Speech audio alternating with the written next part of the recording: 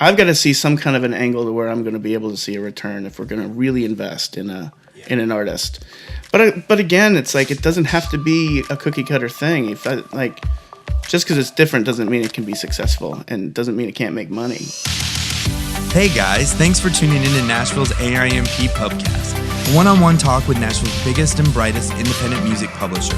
I'm Michael McAnally-Baum, I'm the president of SMAC, and I'm the secretary of Nashville's Association of Independent Music Publishers.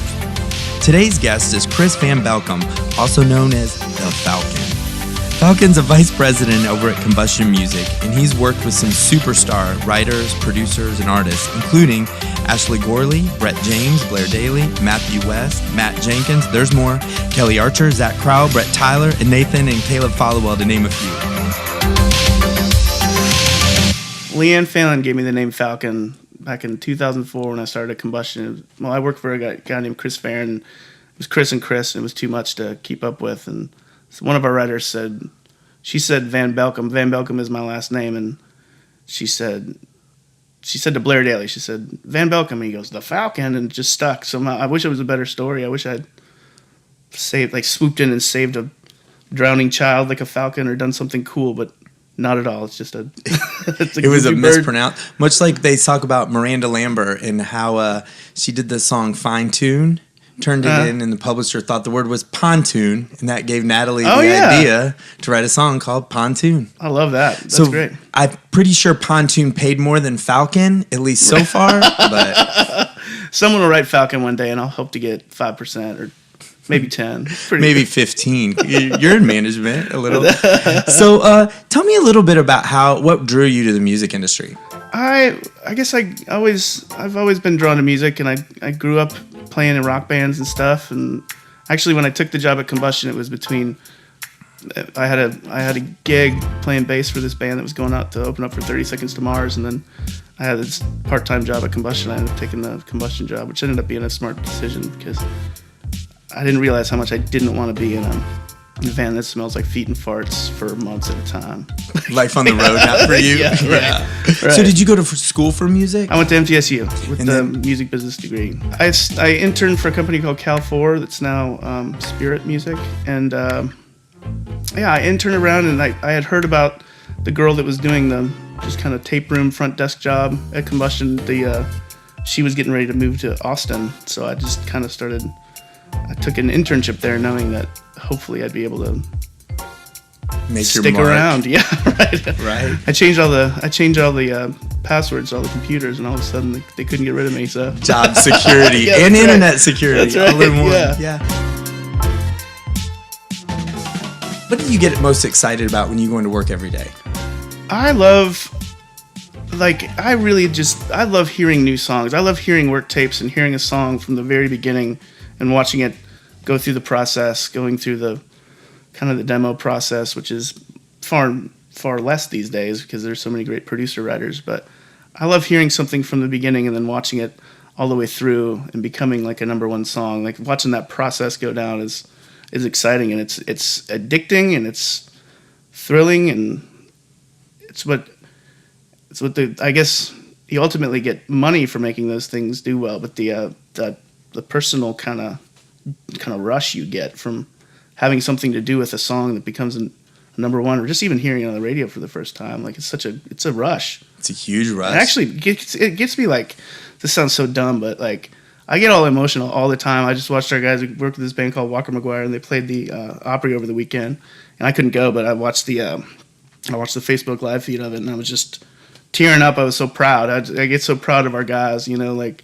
watching these dudes go from just a couple of dudes making country music to playing the Opry, that's such a big deal, and it's so cool to watch them take these steps. I mean, that's a small step at the beginning of their career. They got a song just in the 40s right now. I have no doubt it's going to end up being a success, but it's just cool watching it from the beginning and watching these little things that mean so much to these guys. It makes my heart feel good. Yeah, and conversely to that, what's the thing you don't look forward to every day? What's your least favorite part of your job? Once in a while we get a song that I know is just a super hit, and it's like 9 times out of 10 there ends up being a bit of a battle between those songs, where one artist will want it and another one will want it too, and we end up kind of having to put out fires, having to try to make everybody happy, but also having to try to do what's right for the song. But I don't like disappointing people, I guess, and having to tell somebody they can't have something that we all know when there's a huge song, and it's like having to disappoint. I hate having to do that, having to pull a song from one person to give it to another, because the person I'm pulling the song from, I want them to record other songs on their artists too. It's hard to kind of juggle those relationships.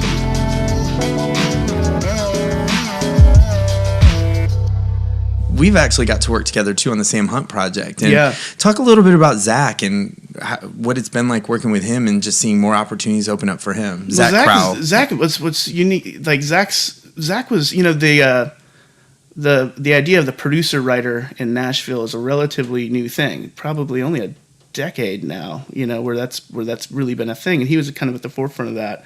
And what was kind of cool about watching him develop was guy that works with us named Kinley Flynn. He had kind of taken him under his wing early on, and I saw just the level of writers. He was getting him with a bunch of developing beginning writers and a bunch of kind of random artists, and then I'd look at his calendar and there would be these like pretty big writers on his calendar. I was like, how did that happen? It's like, well, this developing guy wrote with this guy and he ended up bringing him in. And he, like the word kind of traveled on Zach, and it happened really organically, and just people wanted to write with Zach because he was bringing something cool to the table, something new and different to the table. And that was Sam early on, when Sam's first write with Zach was that song Cop Car that Keith Urban ended up cutting. And we knew that they had something special at that moment. Like that was Sam's whole, I feel like that song particularly captures what Sam kind of is, right. It is Sam Hunt, it's that story is about his life, and that's when we first realized they were kind of onto something.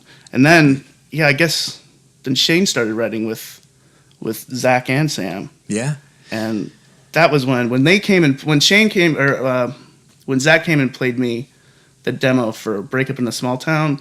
That was when I was like, oh shit. This is this is big, and that was an example of, a lot of times records can kind of be over A&R'd, and this one was perfectly done. Stephanie Wright killed it on that record, because I remember he came in and played that for us, and that is not a country song. It's a pop song with a very country lyric.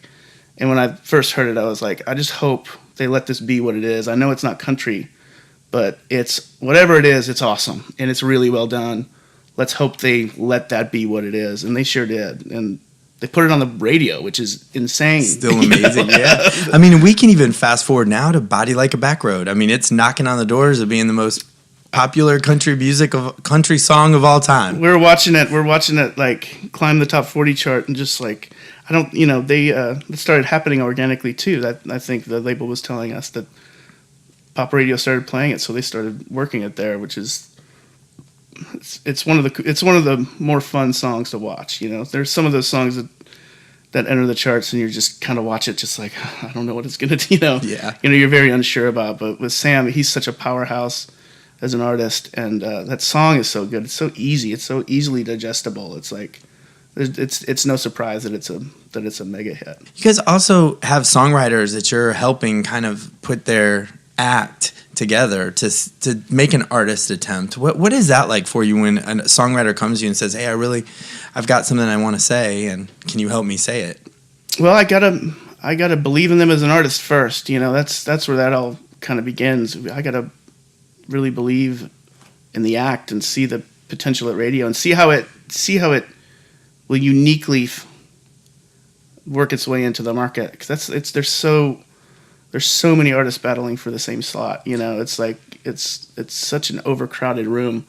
But is it hard for you to balance out like things that you're like, God, this music's going to be great, but it might not have a commercial avenue? How do you make that? How do you square that? Like things that are, what's working on country radio and even in the streaming space tends to be one thing, but then there sometimes are things that just don't live in any actual avenue. How does your brain process? That's what you guys are doing such a good job of, is boldly kind of just creating a space for it, especially with the genre lines blurring so much. There's about to be like one radio station. It's almost, it's all so nebulous now, but along those lines, it's tough because you got to put your money into this. It's not like as though you're like, oh yeah, we're just gonna put some music out on you. I mean, it's a pretty hefty investment, even if you try to do it as simply as possible. Yeah, we're definitely. Yeah, I've got to see some kind of an angle to where I'm going to be able to see a return if we're going to really invest in an artist. But again, it's like it doesn't have to be a cookie cutter thing. If just because it's different doesn't mean it can be successful, and doesn't mean it can't make money. Well, speaking of money too, what is your gut feeling about what's happening with streaming and what that's going to do to publishers? I mean, you're a successful music publisher with a lot of different income streams, but mostly you're on big songs, so there's you can weather this. What is your gut telling you about the direction we're heading? Well, I see only blue skies. The good thing is that the publishing side of the streaming rates are still messed up, but they're growing exponentially every day. So even though our piece is small, it's getting bigger every day. So I feel confident they're going to be able to fix that. And in the meantime, we're trying to get a piece of the master side that's making so much money. We're trying to find ways to control some masters. I mean, there's real money out there, and that's another good thing too with these developing artists. Like, we're able to cut an EP for under $10,000, and it doesn't take that many streams to make that up. So right.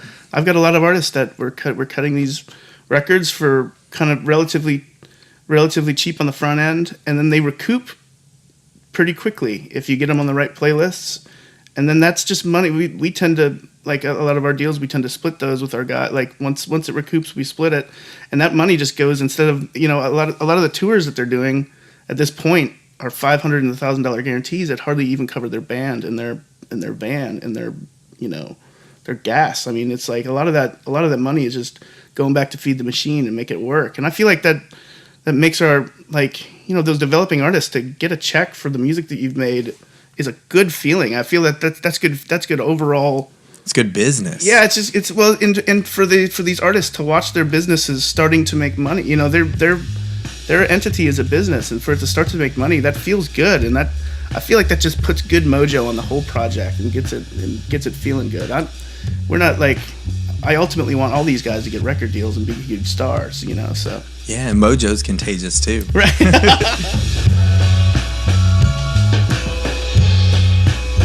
A lot of our listeners are going to be independent publishers who are either looking to take their publishing company to the next level or maybe they're just getting into the game to begin with.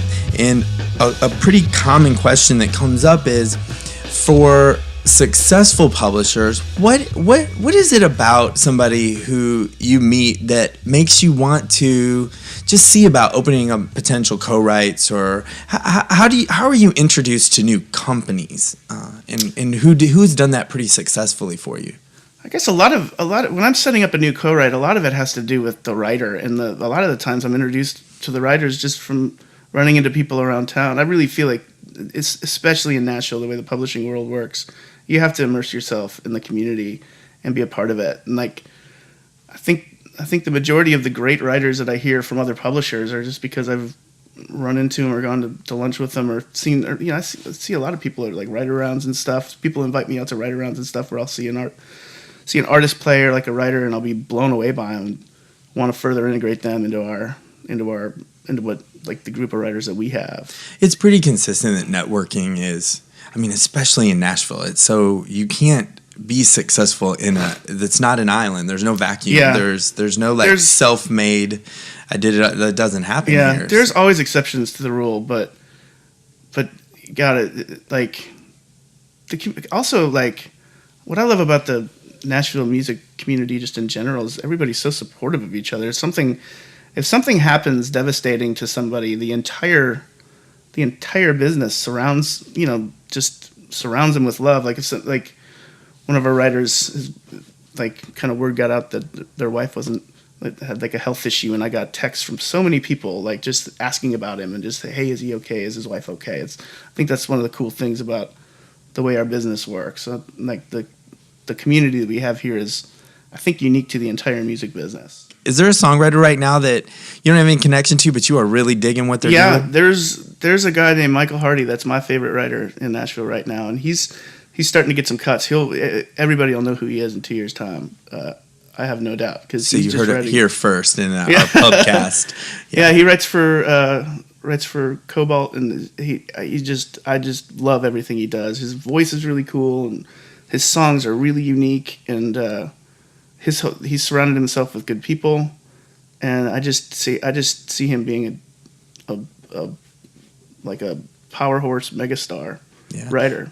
Who's an artist who's developing that you don't have direct ties to, but who you're just really digging? I would say Cassie Ashton writes for Beth, works with Beth in Creative Nation, and she's a spitfire, nutcase, awesome. I don't know how to even describe her. I think she's described as an artist. Yeah, she's a true, unique artist, and I feel like she's gonna fill this hole that the female country landscape has been missing for the last decade. I think she's gonna come in and freak everybody out in the best way. Yeah, I'm excited to see what she does. Her music is so unique. She's so unique, and I'm just pumped to see. I'm pumped to see where that ends up.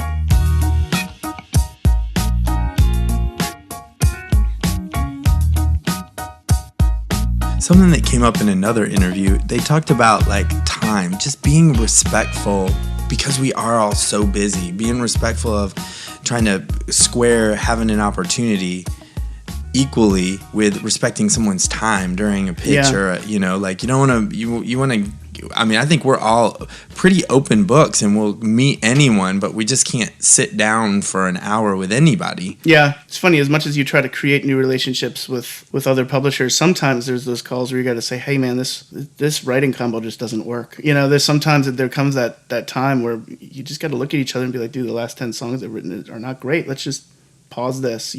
We're all friends, but sometimes you have to have those awkward conversations, but you got to have them. You got to keep quality up, And part of your job as a publisher is so your songwriters don't have to do that. I know that comes up too when you're like, hey, this isn't really working for me, but you've got a great relationship with this writer and their publisher. Yeah. So yeah, I had to do that. There was recently actually, be the one to take the black eye, and that's fine. That's part of our job. I got thick skin. Let them be mad at me. Yeah. I'll take the bullet for this, Because the minute the situation changes, you'll be the first one to...